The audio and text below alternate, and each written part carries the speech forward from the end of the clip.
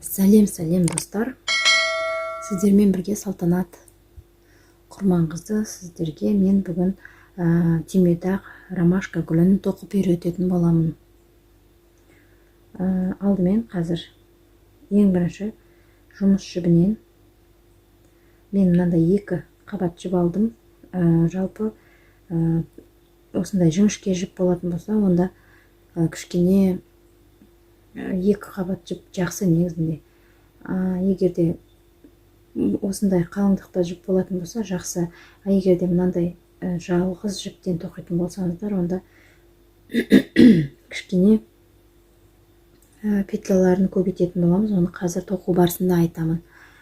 Қазір алдымен ең бірінші жұмыс жібінен бір петля аламыз.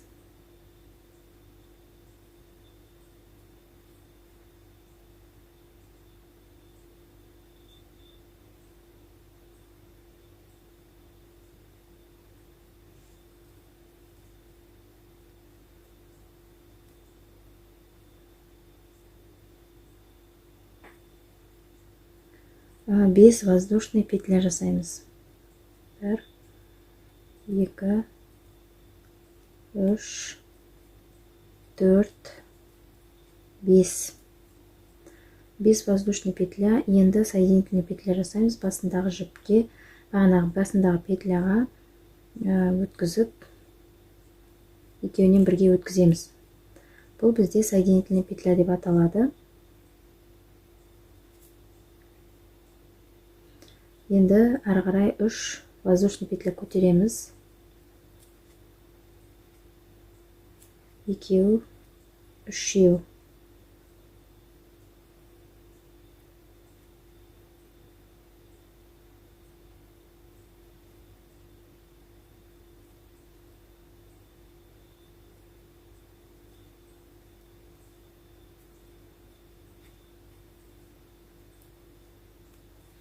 Үш воздушный петля көтердік. Енді ары қарай 12 петля с накидом жасауымыз керек. Осы дөңгелекке 12 петля столбик с накидом жасауымыз керек. Накид,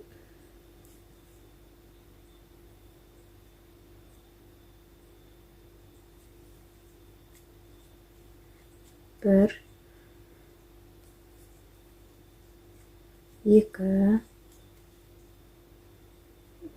әрбір осылай өткізген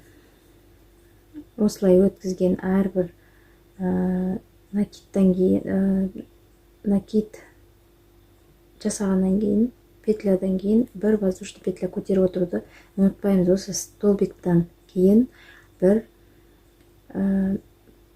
воздушный петля жасауды ұмытпаймыз.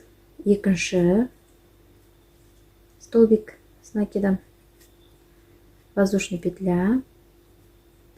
Үшінші столбик с накидом, воздушный петля, столбик с накидом,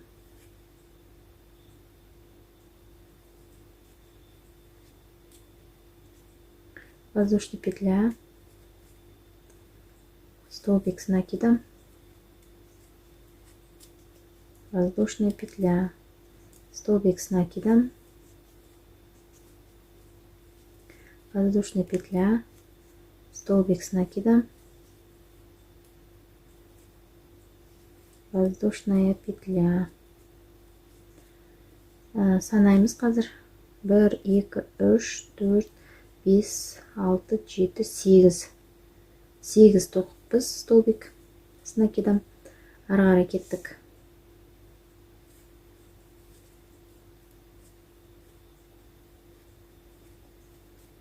9,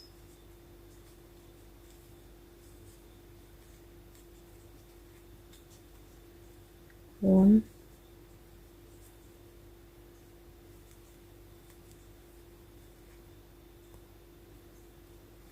11,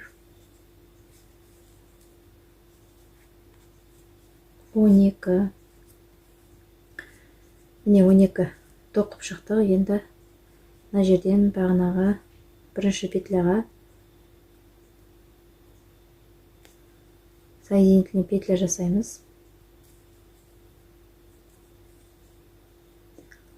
Осылай соединительный петля жасаймыз.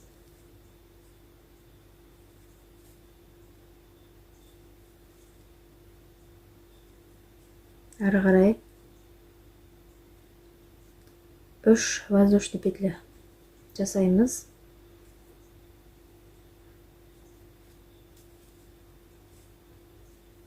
Мына енді әрбір осы дөңгелек тесіктердің ішіне 4 пышный столбик тоқу керекпіз. Накид 1. Біз мінекей түсіндіріп өтейін. Мына жерде біз 3 столбик, 3 воздушный петля көтердік. Енді біз накид жасаймыз. Содан кейін өткіземіз. Мына өткізген жіпті, жұмыс жібін мына ненің бойымен бірдей алуымыз керек. Воздушный петляның бойымен бірдей алуымыз керек. Сонда бізде осылай пышный столбик шығатын болады. Осылай бірдей. Сосын бірінші 2 петляны тоқып өтеміз. Тағы да накид. 2 петлясын тоқимыз. Тағы да накид. 2 петляны тоқимыз. Тағы да накид.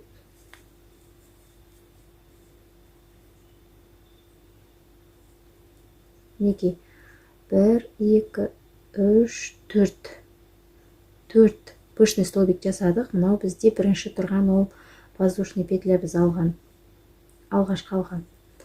Енді ары қарай келесі тесікке осындай тағы да 4 столбик тоқимыз. Накид келесі тесікке 2 петляны тоқимыз. 2,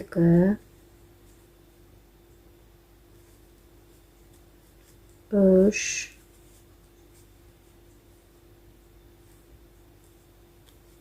4,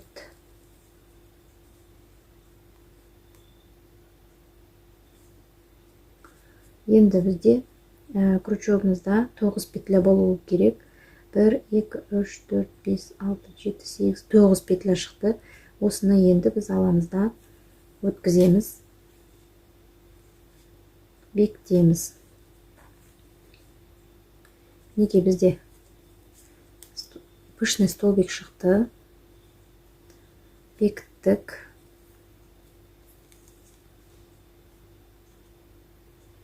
Бір воздушный петля.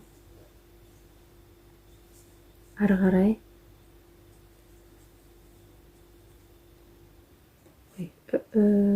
3 воздушный петля жасаймыз.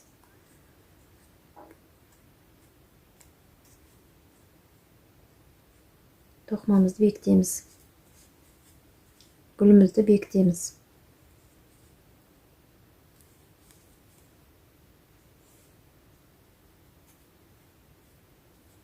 Тағы да воздушный петля көтереміз.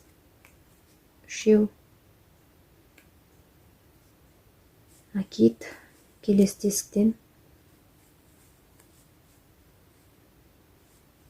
4 пышный столбик тоқимыз.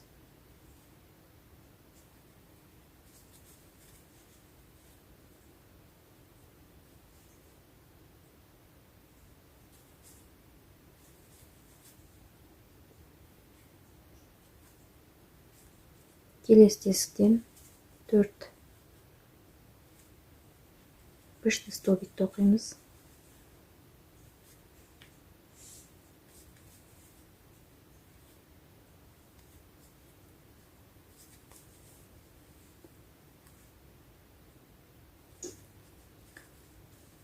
Қайтадан бекітеміз.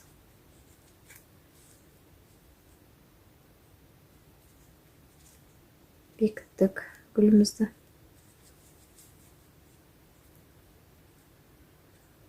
Воздушный петля көтереміз. Ары қарай гүлімізді бекітеміз. Достар, айта кетейін, осы жерде кім күршекпен жұмыс жасау білмейді, күршекпен жұмыс жасау білмейтіндер, менің күршекпен жұмыс жасау кіріспе сабағыма өтіп, сол жерден көріп алсаңыздар, осы гүлді тоқуға болады. Күршекпен тоқуды білмей жатып, осындай гүл немесе басқа бір нәрсені тоқуды бастамас бұрын кіріспе сабақты көріп алғандарыңыз жөн болады. Ары қарай біз келесі столбиктан бастап бұлай айналып келгенше осындайдан 6 болу керек. Осындай пышный столбиктан 6 болу керек. Қазір 2-2-ден тоқып 6 пышный столбик шыққанша, шыққаннан кейін осы жерде кездесетін боламыз. Мінекей, қыздар, мен түймедақ гүлін тоқып аяқтадым. Мына жерде 6, 1, 2, 3, 4, 5, 6 пышный столбик шықты. Енді мына жіпті қазір қиып тастаймын да, ары қарай жасырып жауып тастаймын. Содан кейін бұл гүлдің ортасын тоқу керек. Ол менде осындай жіп, түймедақтың ортасы сары жіп болады. Менде сары жіп болмағандықтан мен қазір осындай жіптен тоқып көрсететін боламын.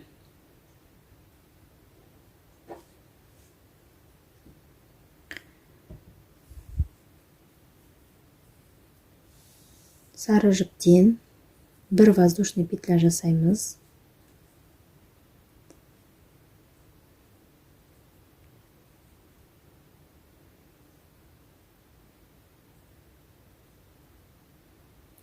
Бір воздушный петля жасаймыз.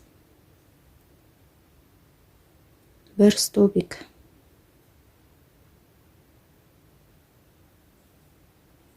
Тоқимыз. Содан кейін 4 воздушный петля. 1.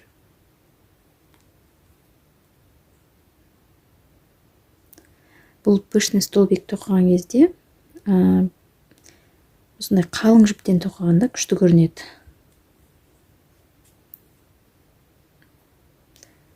4 столбик воздушный петля тоқыдық. Енді 8 пышный столбик тоқуымыз керек.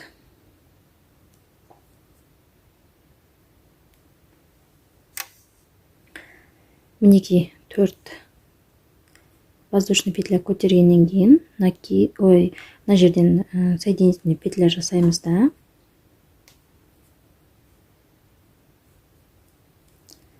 Соединительный петля жасаймыз.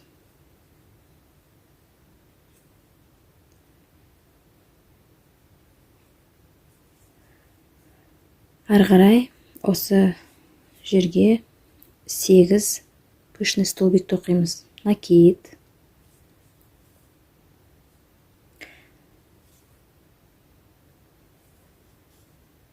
Екі. 3. 4.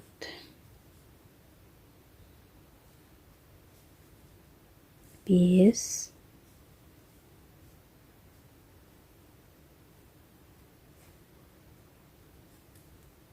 6.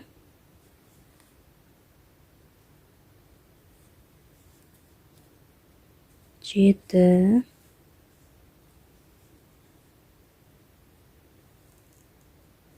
3, 4, 5, 6,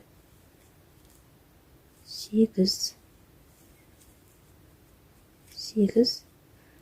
Енді гүлімізді, пышный столбигімізді бекітеміз.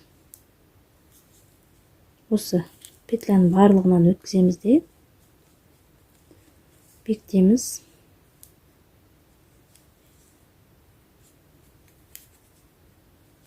Мінекей бізде осындай пышный столбик шықты.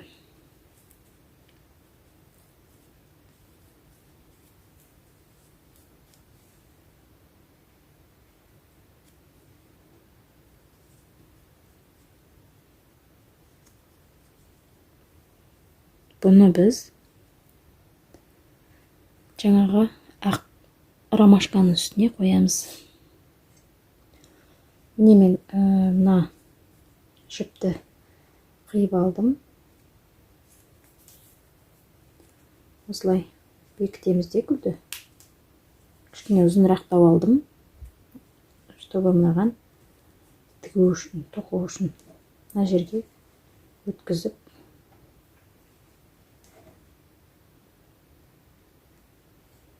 мына жерден өткізіп, гүлді бекіту үшін ортасын.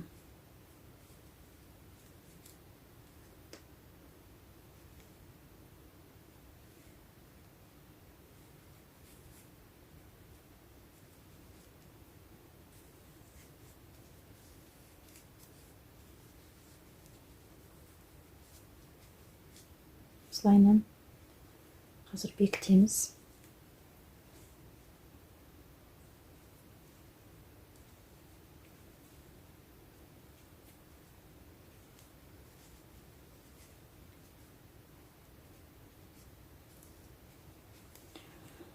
Осылай бекітіп, байлап тастайсыздар. Назарларыңызға рахмет. Сіздермен бірге болған Салтанат Құрманқызы. Менің каналыма жазылуды ұмытпаңыздар. Каналыма жазылып, колокольчикті басып,